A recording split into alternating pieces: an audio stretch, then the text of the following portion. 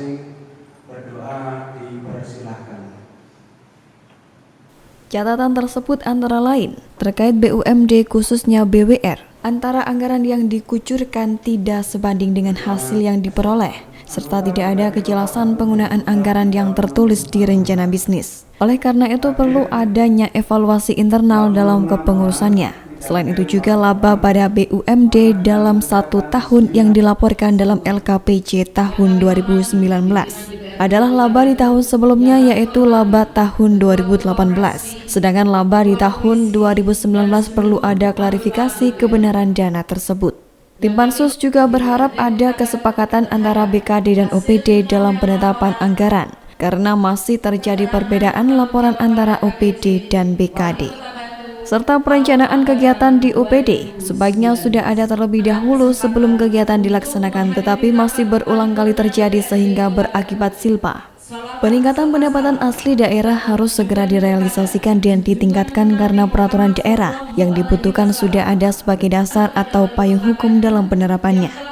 Selanjutnya, tim Pansus juga beranggapan silpa bersumber dari penghematan gaji dan kegiatan pelelangan. Untuk kegiatan-kegiatan yang gagal lelang perlu adanya inovasi, terobosan dari OPD supaya tidak terulang di tahun yang akan datang.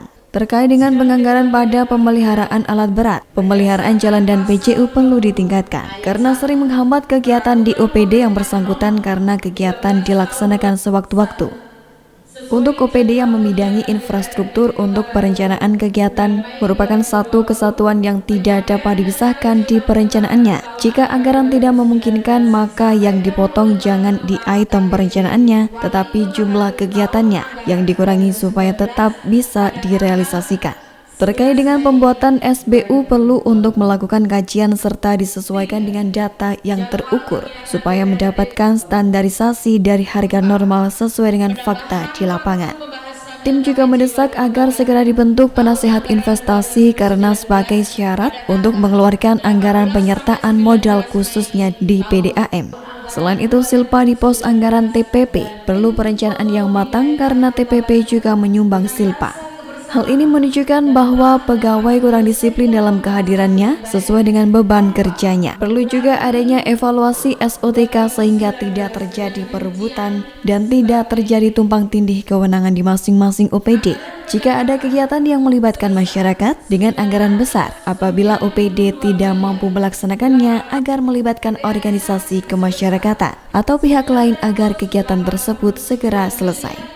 Tim juga menyoroti terkait dengan TPA di Telekung dengan polusi udara yang tidak sedap perlu terus diupayakan dalam mengatasinya, serta program TPS 3R di desa-desa mohon segera direalisasikan untuk mengurangi penumpukan sampah di TPA Telekung.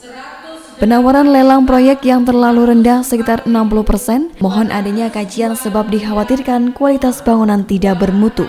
Untuk mewujudkan visi misi wali kota harus ada sinkronisasi antara UPD dalam menuntaskan kegiatan yang menjadi skala prioritas. Contohnya yaitu desa wisata. Terhadap pelayanan publik pada dinas kesehatan, perlu adanya peningkatan baik di bidang pelayanan maupun dalam hal mutu sarana prasarana pada puskesmas di seluruh Kota Batu.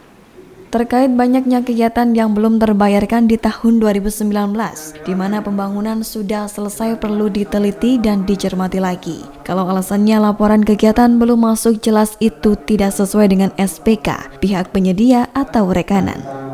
Sedangkan realisasi pembayarannya harus ada surat pernyataan piutang daerah dari OPD tersebut.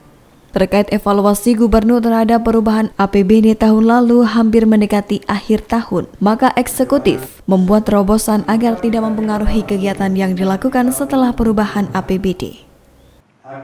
Dari Kota Batu, Abraham Patrika, ATV melaporkan.